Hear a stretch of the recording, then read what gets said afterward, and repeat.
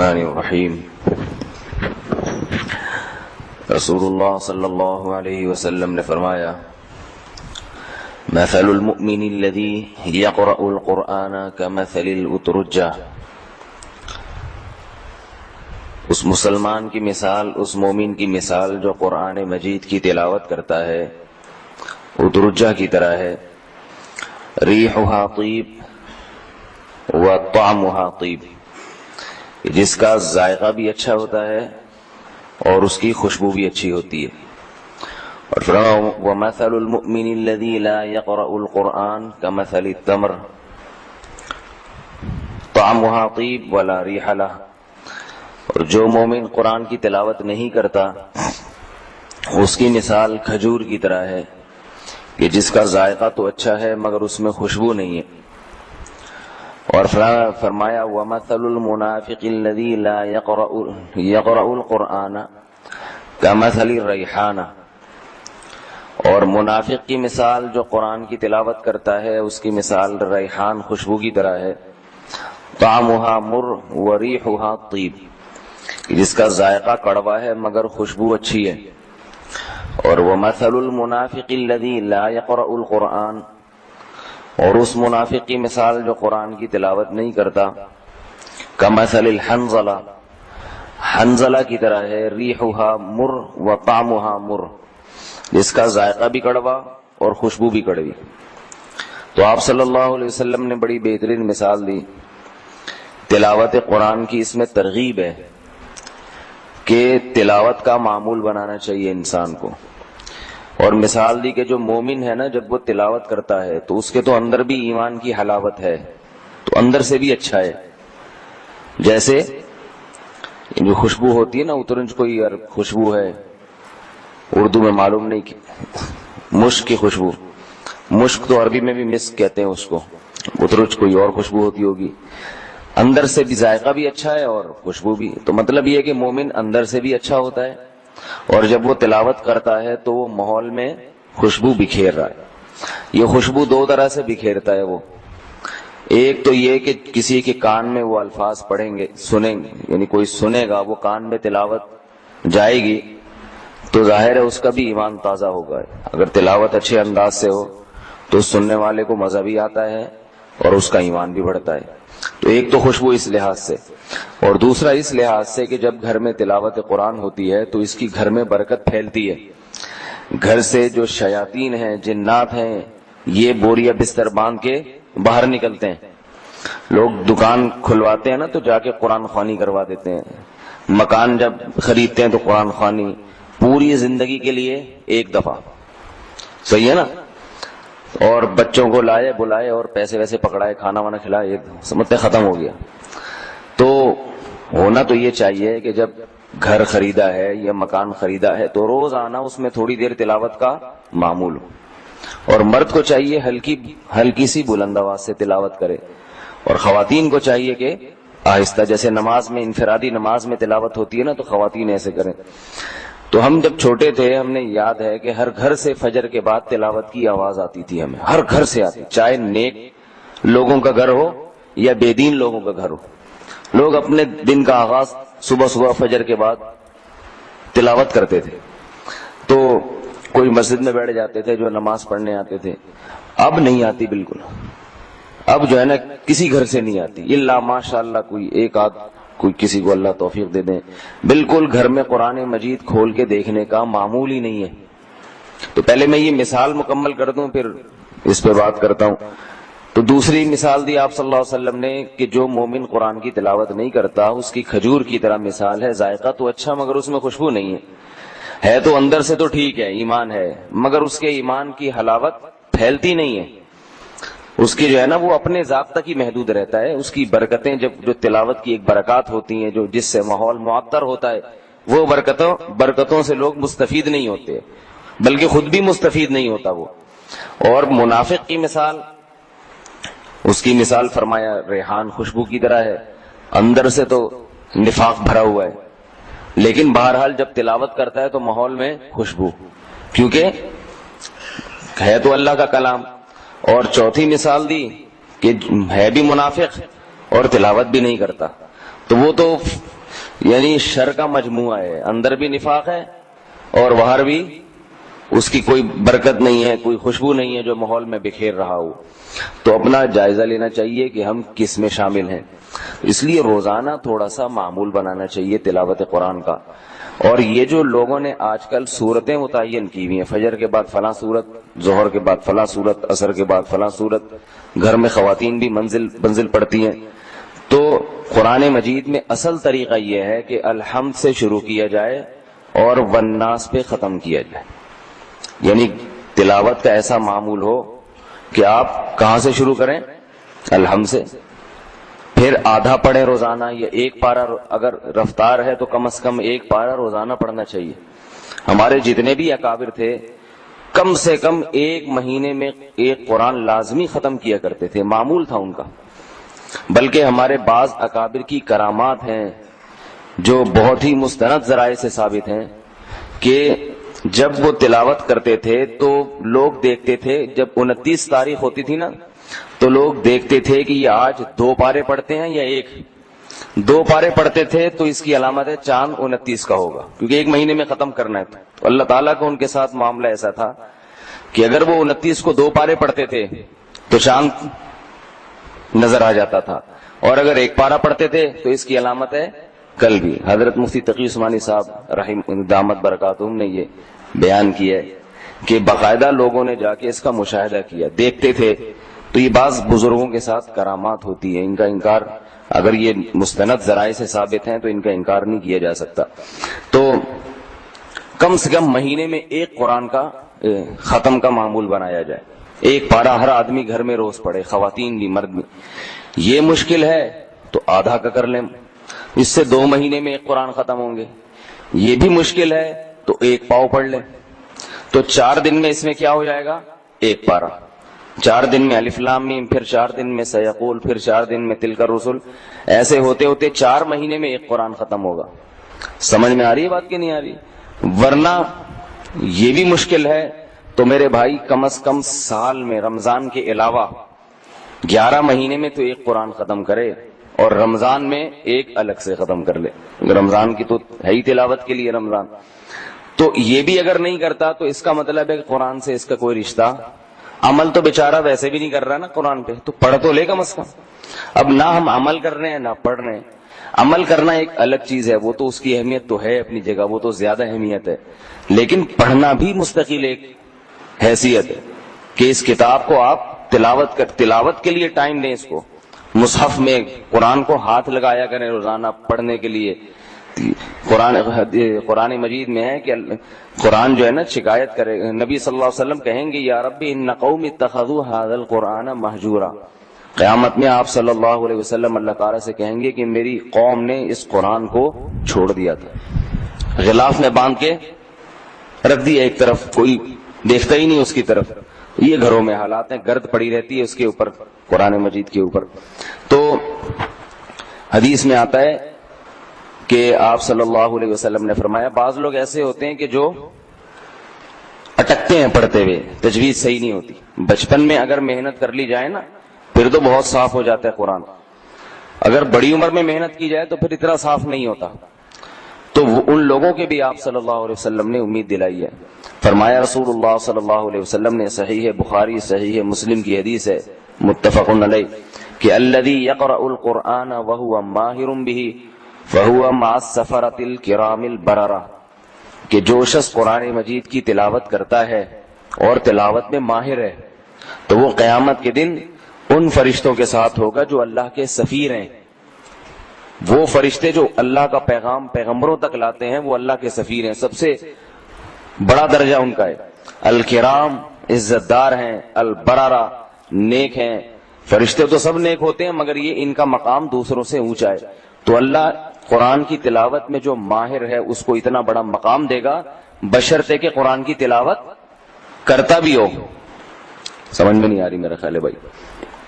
سمجھ میں آ رہی ہے بھائی؟ تلاوت میں ماہر بھی ہو اور کرتا بھی ہو. تو پہلا درجہ تو یہ. تو اپنا جائزہ لینا چاہیے کہ ہمیں تجوید سے قرآن مجید آتا ہے یا نہیں آتا. اگر نہیں آتا تو کسی قاری سے اصلاح کر لینی چاہیے. صحیح ہے نا. آج کل تو انٹرنیٹ پہ بھی لوگ پڑھانے والے ہیں, محلے میں بھی قاری صاحبان ہوتے ہیں, مسجد میں کسی سے رابطہ کریں, اپنے قرآن کو درست کریں. اور اس میں عمر کی کوئی قید نہیں ہے, شرم نہیں کرنی چاہیے کہ جی ہم 50 سال کے ہو گئے اب سیکھتے ہوئے اچھے نہیں لگیں گے. تو ہمت کر کے کوئی قاعدہ وائدہ پڑھ کے صحیح کر لیں قرآن کو. موت سے پہلے پڑھنا تو آ جائے نا انسان کو. انگلش تو آتی ہے, ایک ایک لفظ ایسے بیٹھ کے ایک ایک لفظ کی جو ہے نا تلفظ کی ادائیگی درست کرتے ہیں, اور خود بھی سیکھتے ہیں, بچوں کو بھی سکھاتے ہیں. تو لیکن یہ کہ قرآن سے ایسی بے اتنائی ہے.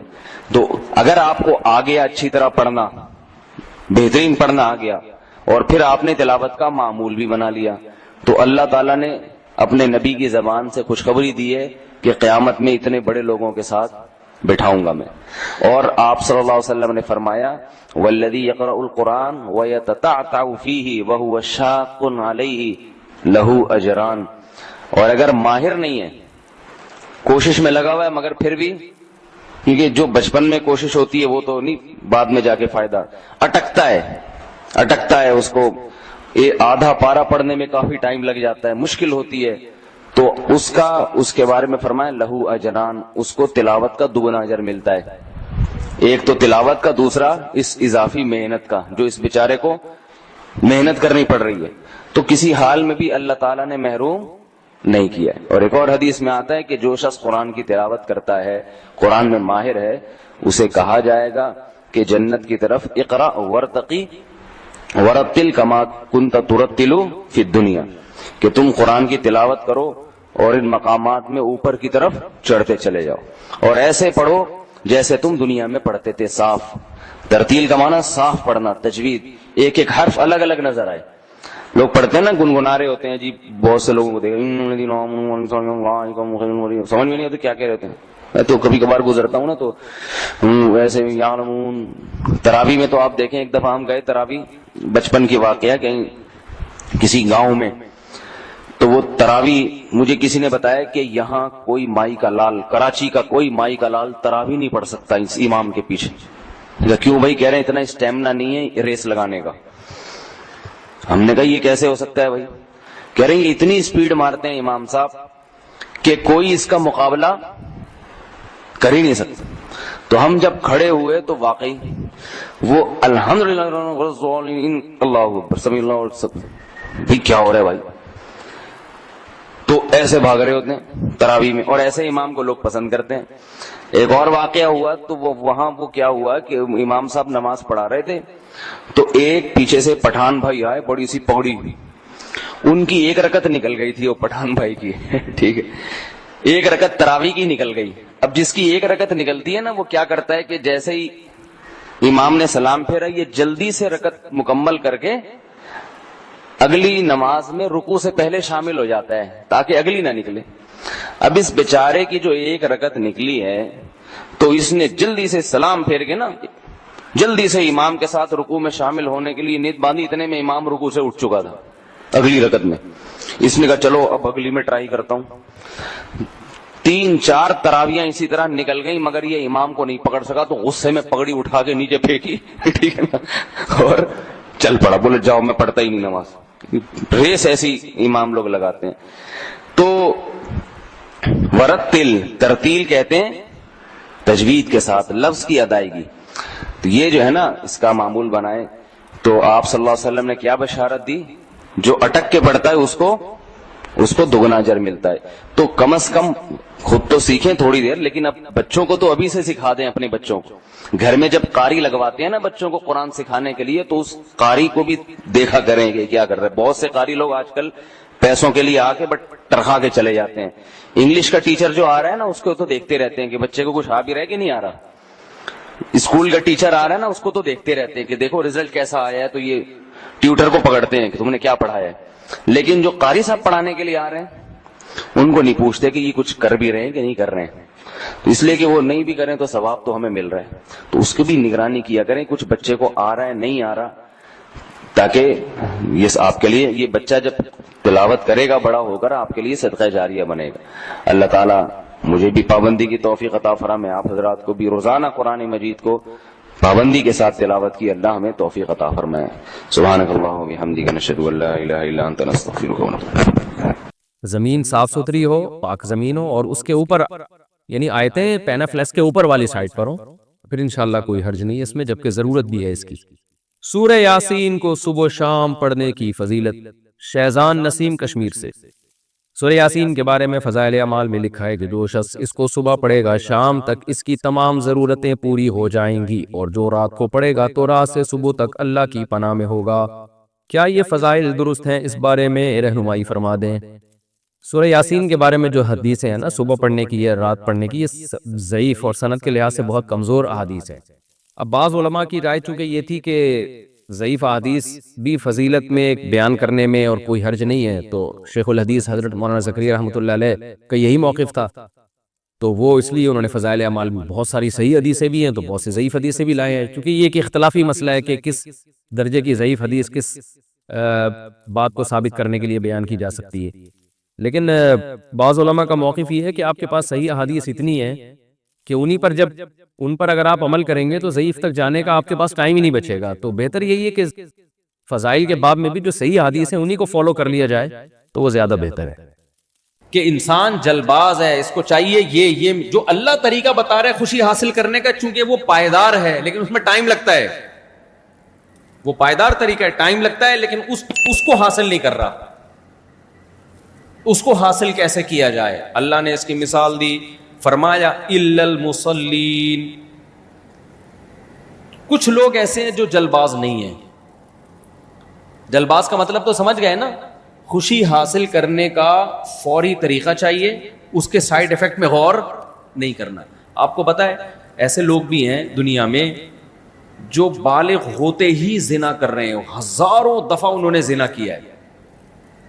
میں جب باہر ملکوں میں جاتا ہوں ہر طرح کی رپورٹیں آتی ہیں میرے پاس، لوگ بتا رہے ہوتے ہیں اپنے غیر مسلم دوستوں کے حالات، ہزاروں دفعہ زنا کیا، ان کو زنا میں رغبت ختم ہو گئی، وہ کسی اور طرح سے لائف کو انجوائے کرنا چاہتے ہیں، ان کو لذت ہی ختم ہو گئی اس میں، کہتے ہیں اب ہم اس سے ڈپریشن میں جاتے ہیں۔ پھر وہ لڑکوں سے بدفعلی کی طرف آتے ہیں، اور پھر کچھ اور، پھر وہ کہتے ہیں اس سے بھی دل بھر جاتا ہے، کہیں اور جاؤ، اس سے پھر خوشی نہیں ملتی ہے، آخر میں کیا ہوتا ہے؟ دماغ خراب، گولیوں پہ آتے ہیں، بس سوتے رہو کسی طرح پڑے ہوئے۔ تو آج مسلمان بھی اسی زندگی کو فالو کر رہا ہے بھائی، مسلمان بھی اسی کے پیچھے بھاگ رہا ہے کہ جو خوشیوں کا جس طرح سے ان کو خوشیاں ملی ہمیں بھی ملیں گی، بھائی ان کو نہیں ملی تو تمہیں بھی نہیں ملیں گی۔ تو اس لیے اللہ تعالیٰ نے فرمایا اذا مسہ الشر جزوعا واذا مسہ الخیر منوعا الا المصلین، اللہ کہتے ہیں جو لوگ جلباز نہیں ہیں، جو پائیدار طریقے سے خوشی حاصل کرنا چاہتے ہیں، جو مصیبتوں پہ صبر کرتے ہیں، خوشیوں پہ اتراتے نہیں ہیں بلکہ شکر کرتے ہیں، یہ کون لوگ ہیں؟ چند لوگ دنیا میں ایسے ہیں جن کی زندگی کامیاب ہے۔ وہ کون لوگ ہیں؟ دیکھو اس کو سمجھنے کے لیے پہلے قرآن کا ایک اصول سمجھو۔ قرآن کی عادت ہے جزیات کے ضمن میں کلیات سمجھانا۔ تھوڑی گاڑی اردو ہے، اس کو میں آسان زبان میں سمجھاؤں گا۔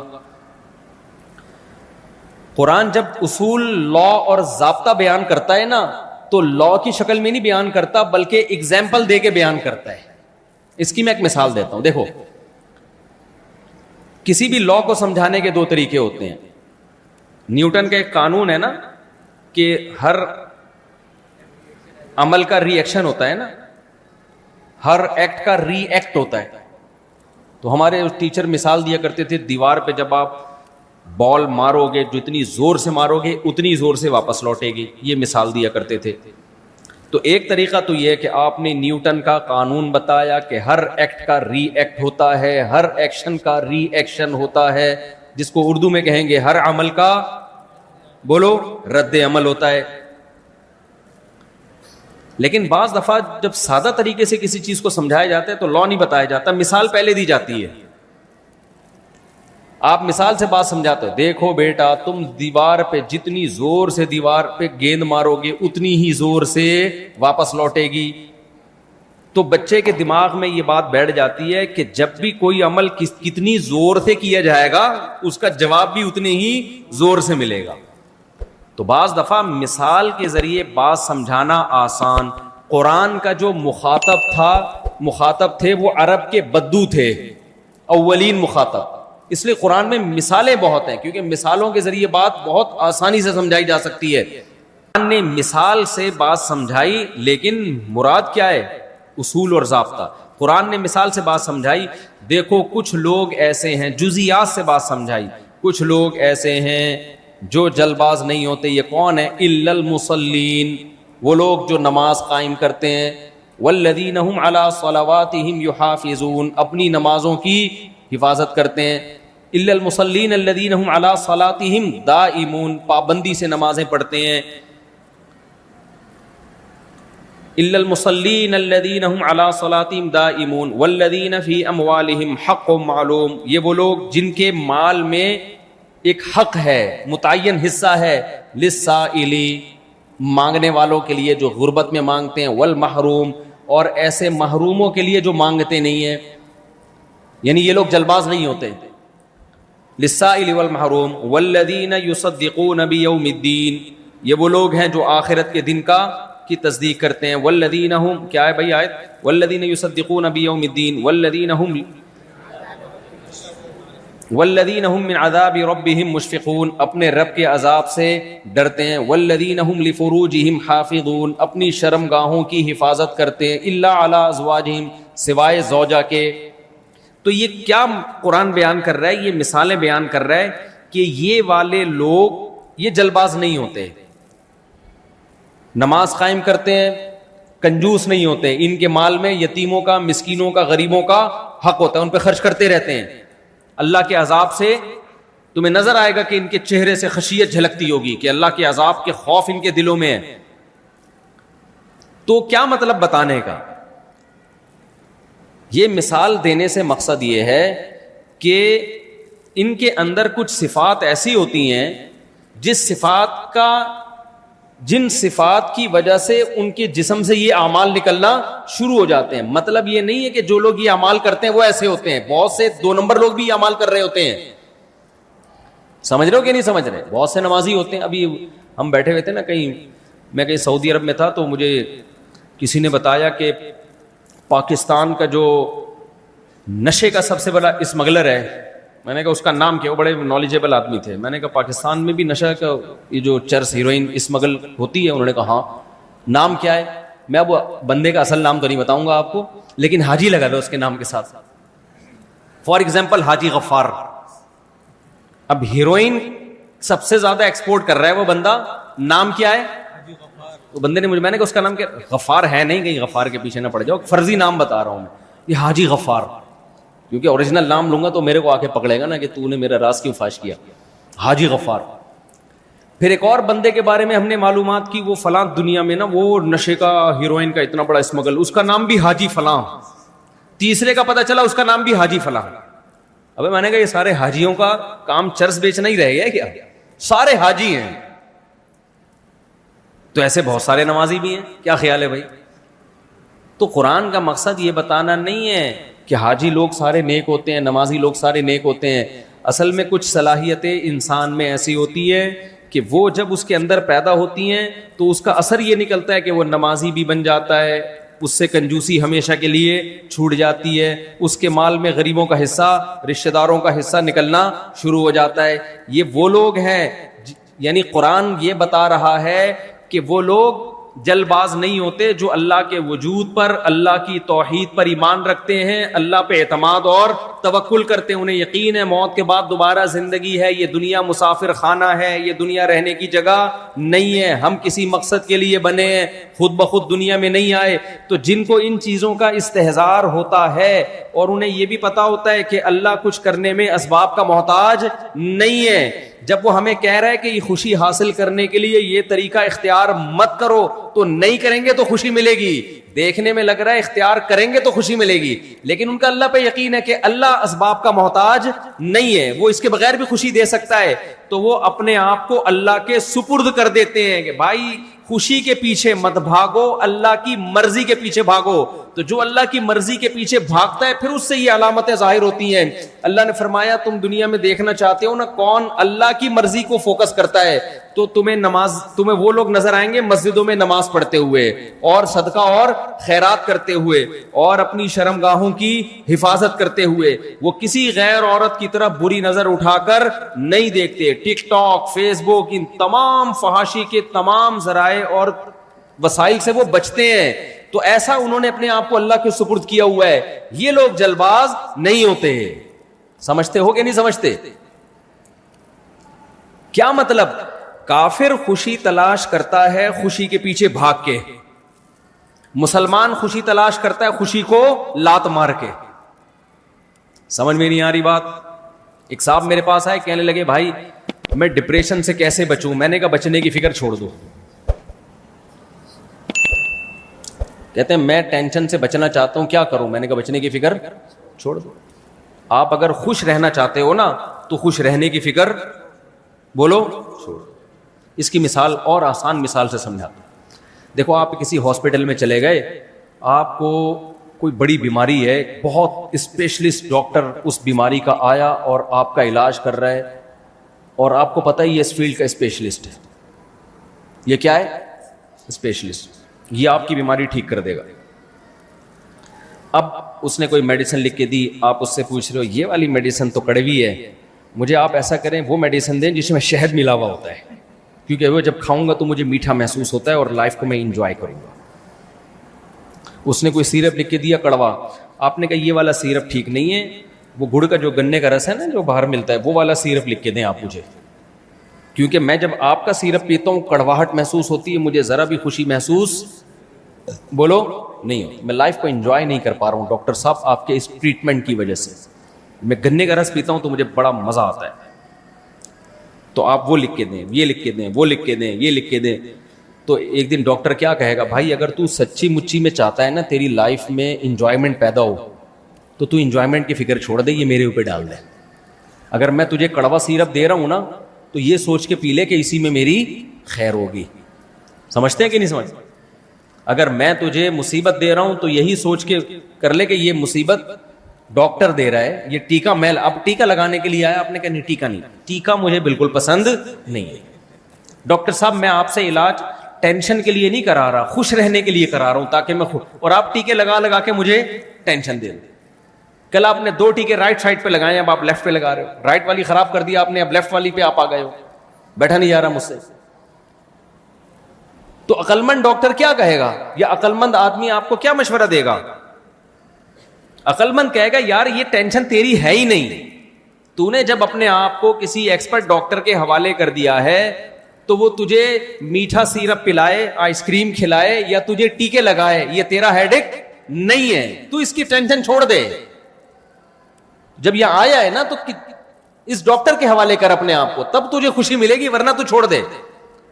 تو اللہ تعالیٰ کہتے ہیں کہ نبی صلی اللہ علیہ وسلم نے ارشاد فرمایا, من کانت الدنیا ہمہ جعل اللہ فقرہ بین عینیہ, جو دنیا کو اپنی فکر بناتا ہے کہ مجھے یہ بھی مل جائے, یہ بھی مل جائے, یہ بھی مل جائے, عیش کے پیچھے بھاگتا ہے, تو اللہ عیش کو آگے آگے بھگاتے ہیں اور یہ تگڑ تگڑ قیامت تک اس کے پیچھے بھاگتا رہے گا, ملے گا نہیں اس کو.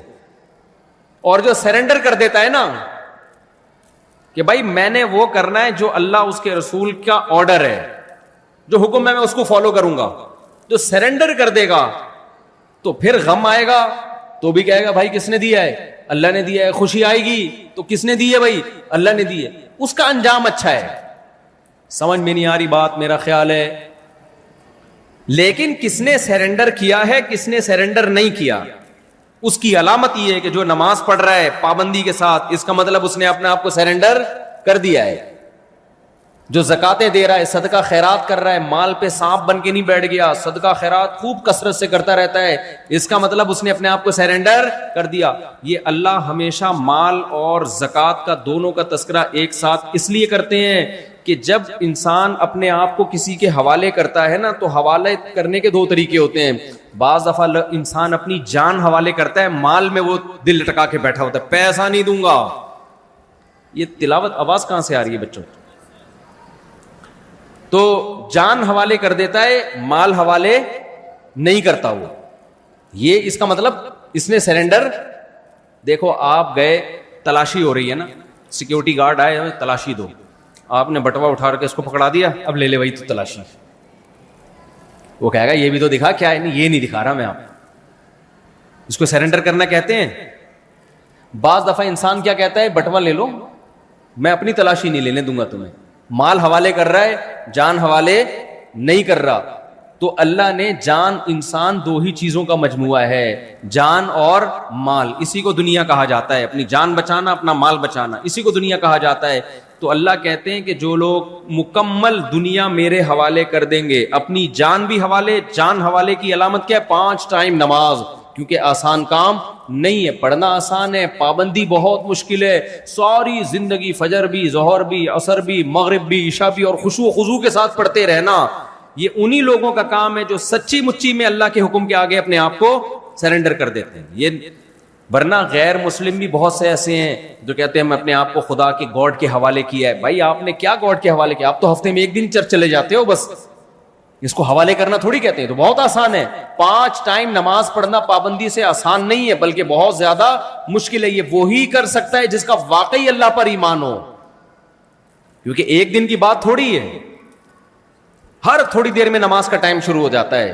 آپ کو اپنا کاروبار چھوڑنا ہے, اپنی تمام ایکٹیویٹیز کو آگے پیچھے کرنا ہے. سفر میں, حضر میں, ہم جب جہازوں کا سفر کرتے ہیں, کوئی بھی نمازی, میری اپنی بات نہیں ہے, سب سے بڑی فکر پتہ ہے کیا ہوتی ہے؟ بیچ میں نمازیں کون کون سی آئیں گے.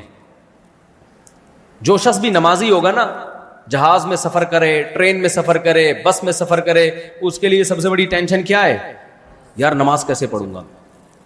اب اتنی بڑی پرابلم ہوتی تھی, ہم جب جہاز میں بھائی جا رہے ہیں 12 گھنٹے 13 گھنٹے یا 17 گھنٹے 22 گھنٹے بھی, تو اتنی لمبی فلائٹوں میں یار کون سی نماز کس ٹائم پہ کہاں آ رہی ہے, قبلہ کدھر ہوگا. جو بے نمازی ہے اس کو تو کوئی غرض ہی نہیں ہو, تو بیٹھا ہوا ہے آرام سے, پڑا ہوا ہے, سو رہا ہے, اٹھ کے دیکھ لیتا ہے کوئی نماز پڑھ رہا ہے تو چلو میں بھی پڑھ لوں. لیکن جس کو نماز کی حفاظت کرنی ہے اس کے لیے سفر میں سب سے بڑی ٹینشن کیا ہے؟ نماز. نماز کیسے پڑھیں؟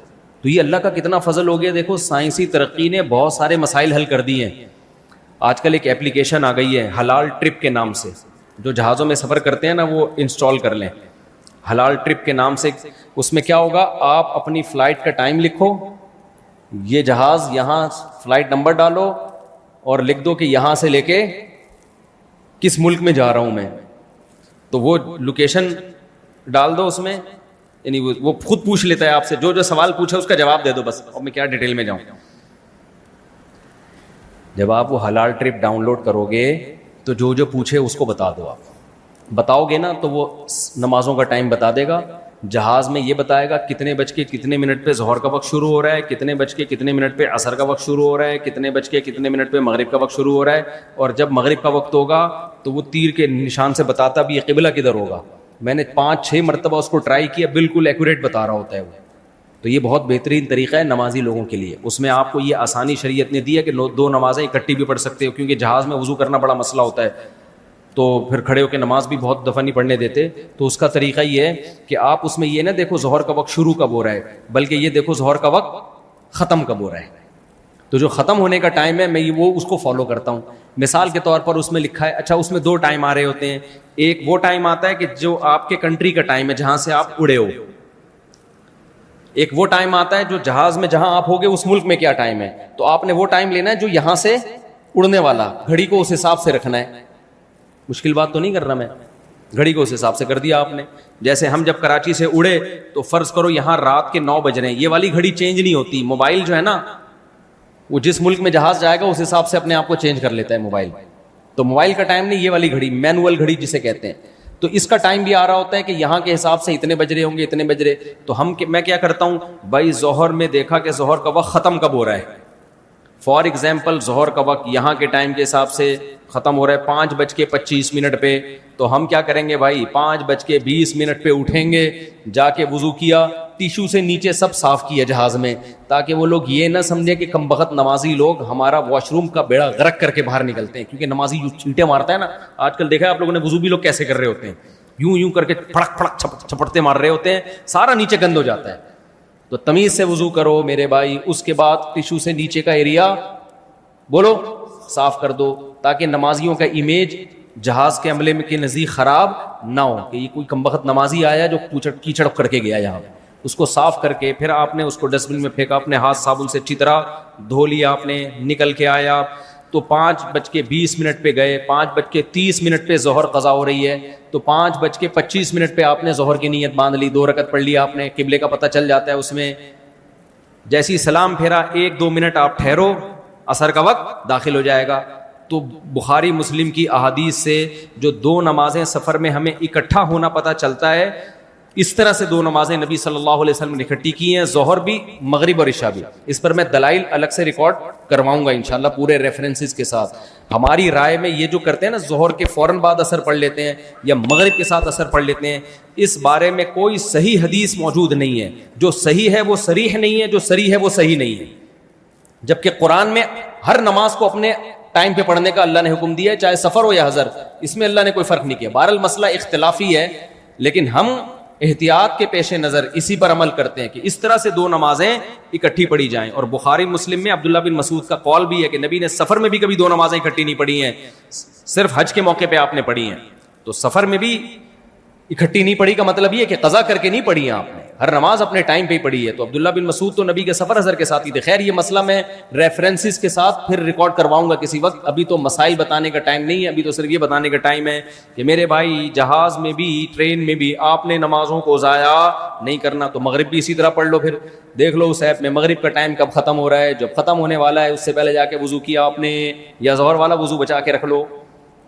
اب اگر آپ کراچی سے امریکہ جا رہے ہو نا تو وضو کسی کا باپ بھی نہیں بچا سکتا. وجہ اس کی یہ کہ ہم سورج کے ساتھ ساتھ ہی چل رہے ہوتے ہیں،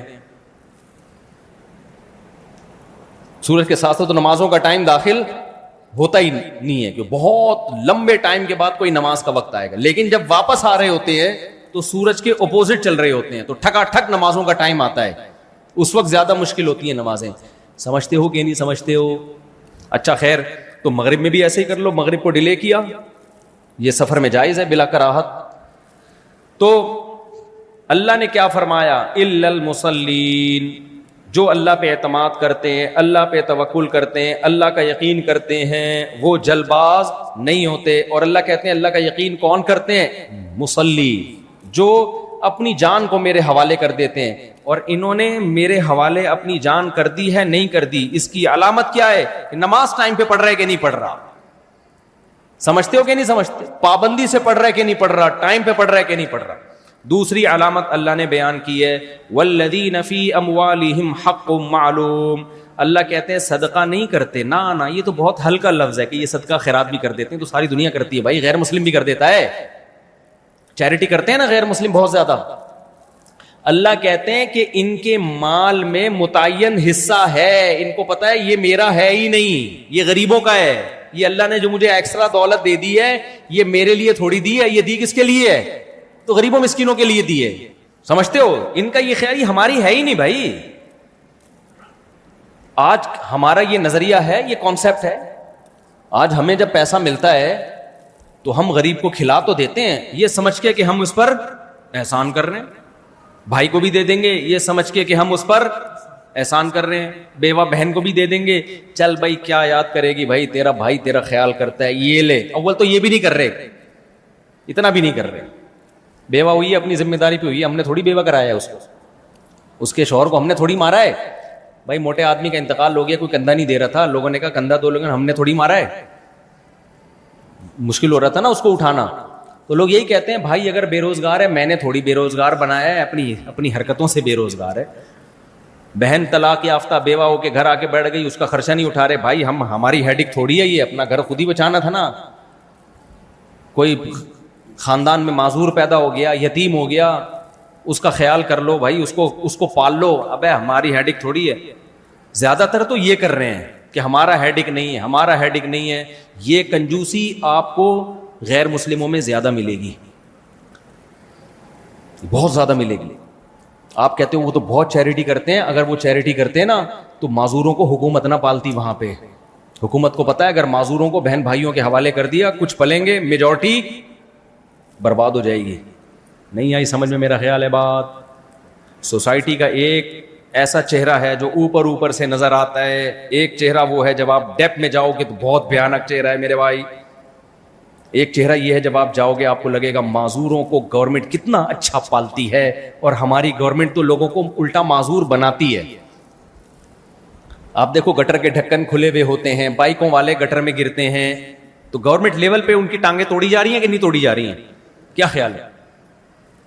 گورنمنٹ لیول پہ سروائیکل پین کراچی میں ہر تیسرے آدمی کو ہے, بائک چلانے والوں کو. یہ کیوں ہوا؟ بائک جا رہی تھی, اچانک ایک زور سے کھڈا آیا, تو اوپر کی 5 کلو تقریباً وزن ہوتا ہے سر کا, ڈاکٹر کہتے ہیں, تو یہ 5 کلو وزن دھاڑ کر کے جب نیچے آیا تو 50 کلو کا ہو گیا. یہ ایک دم ریڑھ کی ہڈی نے کو لگا کہ یہ 5 کلو نہیں, میں نے 50 کلو اٹھائے ہوئے ہیں. تو کہیں سے بھی ہڈی دائیں بائیں کھسک گئی یا سرک گئی. وہ پھر تھوڑے دنوں کے بعد جا کے اثرات آنا شروع ہوتے ہیں. تو ہمارے ہاں باقاعدہ گورنمنٹ لیول پہ بچوں کو, لوگوں کو معذور کرانے کا انتظام ہے. ان کے ہاں معذوروں کی بے پناہ کیئر ہے. معذور کے ساتھ ایک ملازم ہوتا ہے, کوئی بھی جتنے بھی ڈسیبل لوگ ہیں, یہ اس سوسائٹی کا حسن ہے. لیکن اس حسن کے اندر ایک بہت خطرناک, اگر گورنمنٹ وہاں معذوروں کو نہ پالے, گورے کے پاس اپنے معذور بھائی کو پالنے کا ٹائم نہیں ہے, سڑکوں پہ سڑ کے مر رہے ہوں گے. کیوں؟ اللہ پہ ایمان نہیں ہے. وہ کہے گا یار میں اپنی لائف کو اس کی وجہ سے کیوں خراب کر دوں. کچھ لوگ کر بھی لیتے ہیں, میں نہیں کہہ رہا سارے ایک جیسے ہوتے ہیں, میجورٹی نہیں کرے گی, کیونکہ اس کے لیے جو موٹیویشن چاہیے بہت پاورفل, وہ اللہ کی طرف سے مل سکتی ہے موٹیویشن, وہ مخلوق کی طرف سے موٹیویشن اور ایسا حوصلہ مل نہیں سکتا. سمجھتے ہو کہ نہیں سمجھتے ہو؟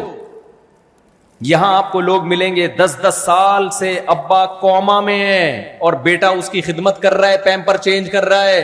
غیر مسلموں میں خدمت کا ایسا جذبہ مارکیٹ سے شارٹ ختم. کچھ لوگ ہیں, بہت تھوڑے رہ گئے ہیں. تو اس لیے اللہ تعالی نے فرمایا والذین فی اموالہم حق معلوم.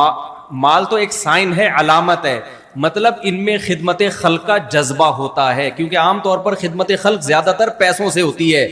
یہ میں اس لیے کہہ رہا ہوں کہ آج کل لوگ سمجھتے ہیں کہ پیسوں سے نہیں ہوتی, حالانکہ پیسوں سے ہوتی ہے. تبھی لوگ پیسہ خرچ کرنے کے لیے تیار نہیں ہے, منہ زبانی اخلاق دکھانے کے لیے بہت تیار ہیں لوگ. آپ دیکھ لو نا, آج کل بھائی بھائی پہ پیسہ نہیں خرچ کر رہا, اور غریبوں پہ پیسہ نہیں, منہ سے thank you thank you thank you thank you چلاتے رہیں گے, بس مسکرا کے بات کرنا, صدقہ والی حدیث لے لیے. تو اللہ کیا کہتے ہیں میرے بھائی, کہ ان کے مال میں حق ہے. یہ سمجھتے ہیں کہ ہم ان پر احسان نہیں کر رہے, بلکہ ان کا یہ نظریہ ہے کہ یہ مال ہمارا ہے ہی نہیں. کافر کا نظریہ ہے میری قابلیت جس سے میں نے یہ دولت کمائی, میری ایبلٹی, میری ایفرٹس, میری محنت, تو جب میری میری میری کرے گا تو پھر دولت پہ بیٹھ جائے گا وہ. جبکہ اللہ کیا کہتے ہیں کہ مسلمان کہتا ہے یبسط الرزق لمن یشاء, جس کے لیے چاہتا ہے اللہ رزق کے دروازے کھول دیتا ہے, جس کے لیے چاہتا ہے اللہ رزق کے دروازے بند کر دیتا ہے. تو اللہ نے جب میرے لیے رزق کے دروازے کھول دیے تو یہ اللہ نے دیے, یہ بھیک میں ملے ہوئے ہیں, یہ میری نہیں ہے. جب میری نہیں ہے تو پھر جو اللہ کی ہے تو اللہ جس پہ خرچ کرنے کا کہہ رہا ہے اس کا حق ہے. بھائی اللہ نے مجھے زیادہ دیا ہی اس لیے ہے کہ کچھ لوگوں کو اللہ دے کے آزماتا ہے, کہ کچھ لوگوں سے اللہ چھین کے آزماتا ہے, یہ دیکھنے کے لیے کہ جس کو دیا ہے یہ اس کا خیال کر رہا ہے کہ جس کو نہیں دیا. اس کی مثال ایسے, 2 بھائی جنگل میں جا رہے تھے, ماں باپ نے دونوں کو صحرا میں بھیجا کہ صحرا میں جا رہے ہو, لمبا سفر ہے, ایک کو پانی کی بوتل بھر دی, دوسرے کو خالی رکھا. کیا یار یہ زیادہ بوجھ اٹھا لے گا, تو بیٹا یہ پانی کی بوتل ہم تمہیں بھر کے دے رہے ہیں, تم بھی پینا, اور جب اس کو پیاس لگے اس کو بھی پلانا. اب آپ نے کیا کیا, آپ سفر میں ہو, آپ بوتل لے کے شاٹ, وہ پانی مانگ رہا ہے, بولے جا تو پانی کی در سے, پھر اس کو دے رہے ہو ایسے ڈھکن میں نا ٹپکا ٹپکا, بولا میرا احسان ہے میں تجھے دے رہا ہوں. اس کو غصہ آئے گا کہ نہیں آئے گا؟ بولے گا تیرا احسان کیا, تو نے تھوڑی کنویں سے پانی نکالا, یہ تو ہمارے ماں باپ نے بوتل بھر کے دے دی ہے, اور دونوں کو پکڑانے کے بجائے ایک حکمت تھی کہ بھائی ایک کو دے تو بوجھ اٹھا لے گا اور دوسرے پہ خرچ کر لے گا. تو مسلمان کا دولت کے بارے میں یہ نظریہ ہوتا ہے کہ یہ دینے والا کون ہے, اللہ ہے, تاکہ ہم اللہ کی مخلوق پہ بھی خرچ کریں. اب ہم خرچ کرتے ہوئے احسان جتلانا شروع کر دیں یا یہ سمجھنا شروع کر دیں کہ ہم بہت بڑے فنٹر بن گئے ہیں, تو کافر پہ یہ چیز سوٹ کرتی ہے, مسلمان پہ یہ سوچ سوٹ بولو نہیں کرتی. اس لیے اللہ نے فرمایا فی اموالہم حق معلوم, ان کے مال میں حق ہے, حصہ ہے, ان کو پتا ہے بھائی یہ میرا ہے ہی نہیں, یہ میرا پیسہ ہی نہیں ہے, یہ تو اللہ نے دیا ان کے لیے, تو جن کی امانت ہے ان کے سپرد کر رہا ہوں میں. للسائل والمحروم والذین یصدقون بیوم الدین. اچھا, تیسری اللہ نے علامت بیان کی, کچھ لوگ ایسے ہوتے ہیں جو انسانیت کی خدمت کرتے ہیں, بڑے فنٹر بنتے ہیں, لیکن وہ اللہ کو نہیں مانتے, آخرت کو نہیں مانتے. تو اللہ کو ایسی خدمت بھی پسند نہیں ہے, کیونکہ جب وہ اللہ کو اور آخرت کو نہیں مانتے تو اپنی دین سمجھتے ہیں, تو ان کے دل میں خام خواہی آئے گا کہ ہم احسان کر رہے ہیں. تو اس لیے اللہ نے فرمایا یہ روز جزا کی تصدیق کرتے ہیں, ان کو پتا ہے کہ اس کا ہم سے قیامت کے دن حساب ہوگا. والذین هم من عذاب ربهم مشفقون, اللہ کے عذاب سے ڈرتے ہیں. ڈرنے کا کیا مطلب ہے؟ ان کو پتا ہے نہیں دیں گے تو اللہ ہم سے پوچھے گا قیامت کے دن, نماز چھوڑیں گے یا ہم غریبوں کا خیال نہیں رکھیں گے تو ہمیں اس کا حساب دینا پڑے گا قیامت کے دن. تو ہم تو اپنے آپ کو عذاب سے بچانے کے لیے یہ کام کر رہے ہیں, جبکہ کافر کے ذہن میں یہ کانسیپٹ نہیں ہوتا. تو والذین هم لفروجہم حافظون, بہت سے لوگ دنیا میں آپ کو نیک نظر آئیں گے لیکن اخلاقی برائیاں بھی ہیں ان کے اندر. تو اللہ کہتے ہیں یہ نیکی والے کام کرتے ہیں لیکن اخلاقی برائیوں سے بچتے ہیں. اب جیسے وہ حاجی غفار صاحب کی میں نے مثال دی, حاجی بھی ہیں, پاجی بھی ہیں, نمازیں بھی ہیں, ہو سکتا ہے 4 مہینے بھی لگے ہوئے ہوں, کام کیا کر رہے ہیں؟ چرس, ہیروئن بیچ رہے ہیں میرے بھائی. وہ کہتے ہیں بھائی بزنس اپنی جگہ اور نماز اپنی جگہ. اس لیے اللہ نے ایک مثال دے دی, اخلاقی برائیوں سے بچتے ہیں. اخلاقی برائیوں میں وہ برائی کی قرآن نے مثال دی ہے جس میں لذت سب سے زیادہ اور اس سے بچنا سب سے زیادہ مشکل. یہ بھی ایک ایگزامپل ہے اصول بیان کرنے کے لیے کہ جو اس اخلاقی برائی سے بچ گیا وہ باقی تو چھوٹی موٹی برائیوں سے کیوں نہیں بچے گا. وہ تو ان اخلاقی برائیوں میں سب سے بڑی برائی ہے زنا, فحاشی, بد نظری, کیونکہ اس کی طرف انسان کی طبیعت سب سے زیادہ مائل ہوتی ہے. ڈاکٹر ذاکر نائک کا بیان آیا نا, وہ میں نے کہا جب 20 منٹ کوئی اینکر رہے گی تو پھر بندے کو خیال تو آئے گا. وہ بھی ڈاکٹر صاحب کے اسٹریٹ فارورڈ ہیں, انہوں نے بالکل ہی پارسل کر دیا.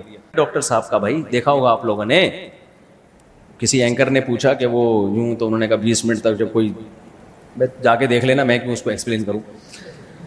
تو اپنی خواہشات کو کنٹرول کرنا ایک نوجوان کے لیے, حرام خواہشات, یہ سب سے مشکل کام. تبھی ہم نے نمازی بھی دیکھے, حاجی بھی دیکھے, لیکن یہاں کے سب پنچر ہو جاتے ہیں. یار مفتی صاحب بد نظری نہیں چھوٹتی, بد نظری نہیں چھوٹتی, یہ بڑا مشکل ہے. کوئی لڑکی جا رہی ہو حسینہ اور آپ پہلے سے نظر جھکا لو, نہیں یار ٹھرکی وہاں تک جائے گا, گھر پہنچا کے آئے گا, اس جائے گا اس کے پیچھے پیچھے.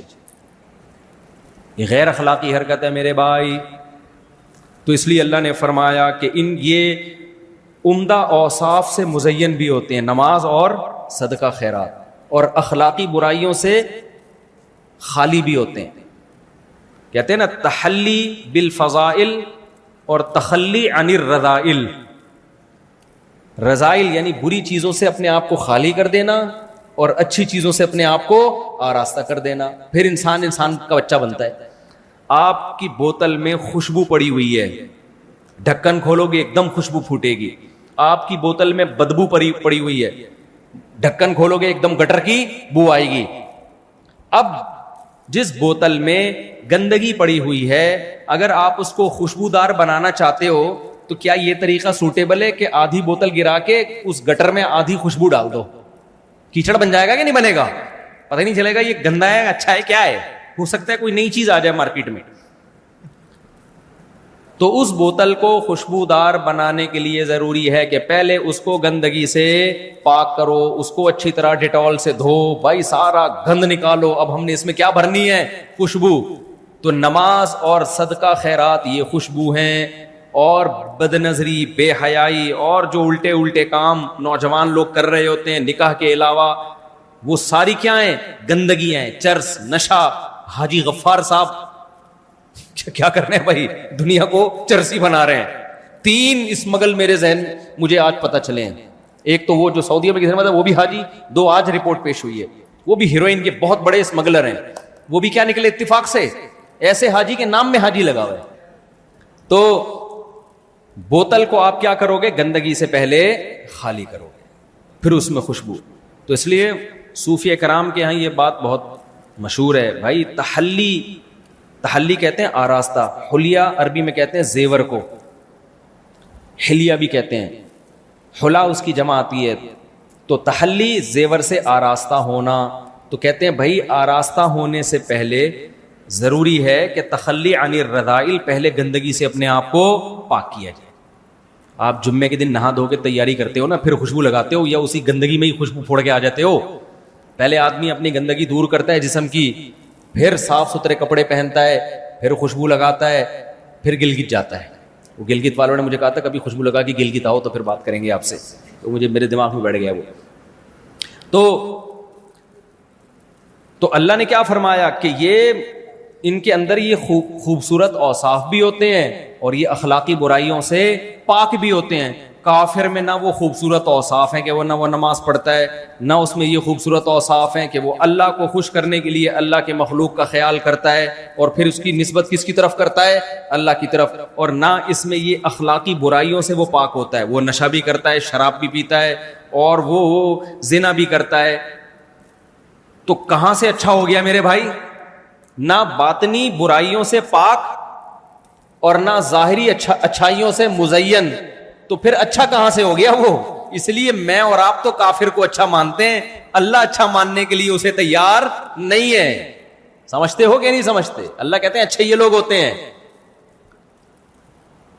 تو والذین فی اموالہم الا علی ازواجہم او ما ملکت ایمانہم فانہم غیر ملومین. اللہ نے فرمایا اپنی شرم گاہوں کی حفاظت کرتے ہیں سوائے اپنی ازواج کے. کیا مطلب؟ اسلام چونکہ دین فطرت ہے. اب بعض لوگوں نے کیا کیا, اس میں اتنا غلو کیا نا, عورت سے دور رہنا, اپنی نظر کی حفاظت کرنا, کہ انہوں نے جو نیچر تھی نا اس سے بغاوت کی. جیسے آپ کو ہندوؤں میں ایسے پنڈت نظر آئیں گے, ساری زندگی عورت سے اپنے آپ کو دور رکھا انہوں نے. پادریوں میں ایسے لوگ نظر آئیں گے, ساری زندگی عورت سے اپنے آپ کو دور رکھا, اور اس کو کیا سمجھا؟ کمال. تو اسلام چونکہ دین فطرت ہے, اسلام کہتا ہے بھائی اگر عورت سے دور رکھنے کے لیے میں نے مرد کو بنایا ہوتا تو مرد کو مرد پیدا نہ کرتا, عورت کو عورت پیدا نہ کرتا. تو اس لیے یہ نہیں ہے کہ دور رہنا ہے. اللہ نے فرمایا کہ ایک غیر اخلاقی طریقہ ہے جو گندے پلید لوگوں کا ہے زنا کے ذریعے, اور ایک اخلاقی طریقہ ہے جو پیغمبروں کا ہے جس کے لیے مرد اور عورت بنے ہیں. وہ کیا ہے بھائی؟ نکاح کر کے ان دونوں کا کیا ہو؟ جوڑ ہو, تاکہ نسل بڑھے اور برائیوں سے معاشرہ پاک ہو جائے. تو بد نظری سے بچنے کا, برائیوں سے بچنے کا سب سے بہترین طریقہ کیا ہے؟ نکاح کرنا. ہم تو نکاح چیختے رہتے ہیں, پاگل تھوڑی ہیں. آپ کی شادی سے مجھے کیا ملے گا میرے بھائی؟ آپ شادی کرو گے تو مجھے کوئی فائدہ ہوگا؟ میں تو ولیموں میں بھی نہیں اب جاتا, جو تھوڑا بہت پہلے فائدہ ہوتا تھا وہ بھی ختم. جس کی شادی ہوتی تھی ولیمے میں بلاتا تھا مجھے وہ, تب تو وہ بھی نہیں میں جا رہا. وجہ اس کی ہے میرے بھائی کہ مرد کی عورت کی طرف رغبت یہ نیچرل ہے, یہ فطری ہے. تبھی جب لڑکے کہتے ہیں نا ٹک ٹاک پہ ہمیں فوش ویڈیو نہیں چھوٹ رہی اور یہ سب ہم سے نہیں چھوٹ رہا, بھائی اس لیے نہیں چھوٹ رہا کہ تمہارے اندر ایک جذبات ہیں. جب وہ جذبات حلال طریقے سے پورے نہیں ہوں گے تو حرام سے بچنا بہت زیادہ مشکل. دیکھو غیر اخلاقی حرکت ہے چوری کر کے روٹی کھانا, یہ اخلاقی ہے غیر اخلاقی؟ اب آپ نے غیر اخلاقی حرکت سے بچنے کا طریقہ یہ اختیار کیا روٹی ہی نہیں کھانی ہے. تو بھائی میدا آپ کی تقریروں سے متاثر نہیں. آپ نے کسی بزرگ کو بتایا کہ حضرت مجھے چوری کر کے روٹی کھانے کی عادت ہے. بزرگ نے کہا کہ بیٹھ جا, محاسبہ کر, مراقبہ کر, 4 مہینے لگا, چوری کی برائی سوچ تاکہ یہ برائی تجھ سے چھوٹ جائے. لیکن وہ اس کا آلٹرنیٹ نہیں دے رہے کہ پیسوں سے خرید کے کھا لے, وہ کہہ رہے نہیں بس کھا ہی نہیں. تو کتنے دن بیان سنو گے میرے بھائی؟ تھوڑے دن تک سنو گے بھائی روٹی چوری کی بری چیز ہے, بری چیز ہے, بری چیز ہے. پیٹ کہے گا تو 4 مہینے لگا لے, تو چلہ لگا لے, تو خانقاہ میں بزرگوں کے پاس جا کے بیٹھ جائے. جس بزرگ کے پاس جا کے بیٹھے گا نا کمبخت, اس کو بھی روٹی نہیں ملے گی, وہ بھی چوری کرے گا پھر, جس سے تو موٹیویشن لے رہا ہے. کیا خیال ہے؟ جو بزرگ تیرے کو سمجھا رہا ہے نا کہ روٹی چوری کی بری چیز, اس کو بھی حلال طریقے سے روٹی کھانی پڑے گی تو سمجھائے گا, ورنہ تھوڑے دنوں میں بیان کرتے کرتے اس کا اپنا دل بھی خراب ہوگا, وہ بھی چوری کرنے کی. کیونکہ پیٹ ایسی چیز ہے میرے بھائی جو کسی کے بیانات سے متاثر نہیں ہوتا. پیٹ روٹی کی فضیلت کے بیان سننے سے نہیں بھرتا, وہ روٹی کھانے سے بھرتا ہے. دیکھو آپ کو بھوک لگ رہی تھی, بہت دل چاہ رہا ہے روٹی کھاؤں روٹی کھاؤں روٹی کھاؤں, میں نے آپ کو بیان میں مشغول کر دیا, میں نے کہا دیکھو روٹی کھانا بہت بری چیز ہے, روٹی سے بہت نقصان ہوتا ہے, مت کھاؤ. آپ متاثر ہو گئے, لیکن اس بیان سے آپ کے پیٹ پہ کوئی اثر پڑے گا؟ ہے پیٹ کے پاس دماغ نہیں ہوتا بیان سننے کے لیے, ٹھیک ہے. پیٹ کی چاہت خدا کی قسم اس وقت تک ختم نہیں ہوگی جب اس میں روٹی کا نوالا ڈلے گا نہیں. ہم صبح پراٹھے کیوں کھاتے ہیں؟ لوگ مجھے کہتے ہیں پراٹھا صحت کے لیے یوں ہوگا نقصان دہ, میں اس کا انکار نہیں کر رہا. میں کہتا ہوں بھائی صبح پیٹ خالی ہوتا ہے, جب تک ایک بھاری بھرکم نوالا دھاڑ کر کے پیٹ میں نہ گرے اس وقت تک یہ ساری ڈاکٹروں کی تقریریں مجھے سمجھ میں آتی ہیں, لیکن پیٹ کو سمجھ میں نہیں آتی ہیں. کیا خیال ہے بھائی؟ ہمارے ایک پشاور کے دوست تھے پٹھان, وہ گاؤں کے عادی, وہ موٹے موٹے نوالے کھانے کے عادی. جب جامع رشید میں 3 دن کا اجتماع تھا تو چاول مل رہے تھے, تو رات کو کھانے میں ان کے ساتھ بیٹھا, تو وہ جب میں ان کے ساتھ بیٹھا تو وہ دوپہر بھی چاول رات بھی چاول, پرانا بات ہے پرانی. کہتا ہے یار مفتی صاحب کو روٹی موٹی کا انتظام کرو یار, ان سے بولو. میں نے کہا کیوں, کیا ہوا؟ کہہ رہے ہیں یہ ہمارا پیٹ اس سے چاول سے تو یہ ایسا لگتا ہے گدگدی ہو رہی ہے پیٹ میں جا کے, ہمارے ایسے جاتا ہے یوں یوں کر کے نا, ایسے پھسل کے آ جاتا ہے. کہہ رہے ہمارے موٹا نوالا چاہیے. افغانیوں کا نوالا دیکھا ہے آپ نے روٹی کا؟ اتنا بڑا نوالا. کہتے ہیں یار یہ ہمیں روٹی کا بڑا نوالا چاہیے, یہ پیٹ میں دھاڑ کر کے گرے گا, کچھ ویٹ لگے گا تو پتہ چلے گا پیٹ بھرا ہے. یہ کیا ہمیں چاول پہ جو ہے نا لگایا ہوا ہے. تو میرے بھائی پیٹ جو ہے وہ کسی کے بیان سے متاثر نہیں ہوتا. اسی لیے اللہ نے جہاں بھی قرآن میں کہا کہ ایمان والے اپنے شرمگاہ کی حفاظت کرتے ہیں, ساتھ میں اللہ نے شادی کا ذکر کر دیا تاکہ حفاظت کا مطلب سمجھ میں آئے کہ حفاظت کا مطلب یہ نہیں ہے کہ ہر طرح سے روک کے رکھنا ہے, یہ نہیں رکے گا, یہ خواہش کبھی ختم نہیں ہوگی, برائی کی طرف جائے گی.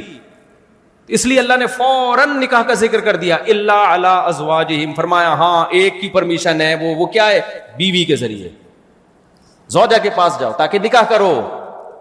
اب دونوں دعوتوں کو ساتھ لے کے چلنا ضروری ہے, بد نظری کے خلاف بھی اور نکاح کی ترغیب بھی. ہمارے ہاں عام طور پر ایک چیز کو فوکس کیا جاتا ہے, دوسری کو چھوڑ دیا جاتا ہے, نہ ادھر کے رہتے ہیں نہ ادھر کے رہتے ہیں, بیچ میں لٹکے ہوئے ہوتے ہیں, پتہ ہی نہیں چل رہا ہوتا یہ کمبخت اس کی زندگی گزرے گی کیسے, یہ کرے گا کیا آگے جا کے. تو یہ اخلاقی برائیوں سے بچنا یہ بھی ضروری ہے. تو جن کے اندر یہ علامتیں الا علی ازواجہم او ما ملکت ایمانہم فانہم غیر ملومین فمن ابتغى وراء ذلك فاولئک هم العادون والذین هم لاماناتہم وعہدہم راعون. میں انشاءاللہ اس پر اگلے ہفتے بیان کروں گا, ابھی اس کو یہیں کیونکہ سوال جواب کا بھی سیشن پھر نماز بھی ہو جائے گی. تو اس میں ایک چیز اللہ نے بس وہ آیت کر کے میں بات مکمل کرتا ہوں, فرمایا کہ فإنہم غیر ملومین, جو اپنی ازواج کے ذریعے بیوی کے پاس جائے نکاح کرے یہ لوگ قابل ملامت نہیں ہیں.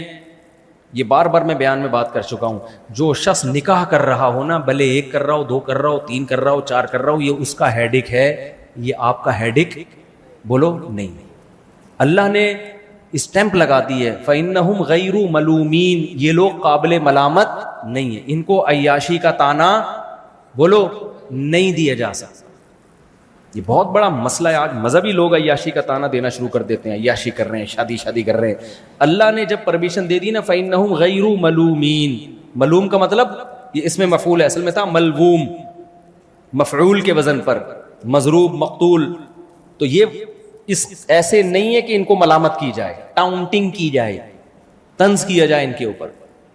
اس لیے اللہ جب ہمارے پاس اللہ ہے تو پھر ہمیں کسی کی ملامت کی پرواہ نہیں. فتاوی قاضی خان فقہ حنفی کی ایک بہت پرانی کتاب ہے, اس میں لکھا ہوا ہے کہ جو شخص نکاح کر رہا ہو, چاہے کسی بھی بیس پہ کر رہا ہے, بعض لوگ خوبصورتی کی بیس پہ شادی کر رہے ہوتے ہیں, بھائی کرنے دو, اگر وہ حقوق ادا کرنا چاہتا ہے. ایک تو ہے نا بیس خوبصورتی یا عیاشی ہے, آگے حقوق ادا کرنے کا پروگرام نہیں ہے, وہ غلط ہے. حقوق ادا کرنے کا پورا ارادہ ہے, بے شک عیاشی کے لیے کر رہا ہو, لیکن اگر حقوق پورے ادا کر رہا ہے تو بھائی کوئی بات نہیں, عیاشی کے لیے کرنے دو اس کو. آپ فنٹر بن کے اس کو ملامت کرنے کی کوشش نہ کرو, ابے اس کی تو نیت ہی ہے, ابے اس کی تو بھائی جو مرضی نیت ہے. ایک آدمی روٹی خرید کے کھا رہا ہے, گرم گرم کراری روٹی, اور ایک باسی روٹی رات کی بچی ہوئی جو نوالا حلق میں نہیں اتر رہا, تو وہ بھی کھا سکتا ہے. لیکن وہ کہہ رہا ہے میرے پاس پیسہ ہے, میں ایسی تازہ تازہ کراری روٹی کھاؤں گا. لوگ کہتے ہیں کیا نیت ہے, کہہ رہے عیش کی نیت سے. تو بھائی اگر حلال پیسوں سے کھا رہا ہے, چوری کر کے نہیں کھا رہا, تو کھانے دو. کیا خیال ہے؟ تو لوگ کر رہے ہوتے ہیں نکاح کسی کی خوبصورتی سے متاثر ہو کر, لوگ کہتے ہیں بھائی یہ تو ایسا ہی ہے, تو عیاشی. بھائی اگر اپنے خرچے پہ کر رہا ہے, حلال طریقے سے کر رہا ہے, لڑکی بھگا نہیں رہا باپ سے بغاوت کر کے, کوئی دھوکہ نہیں دے رہا, تو کرنے دو. گورنمنٹ کی طرف سے کوئی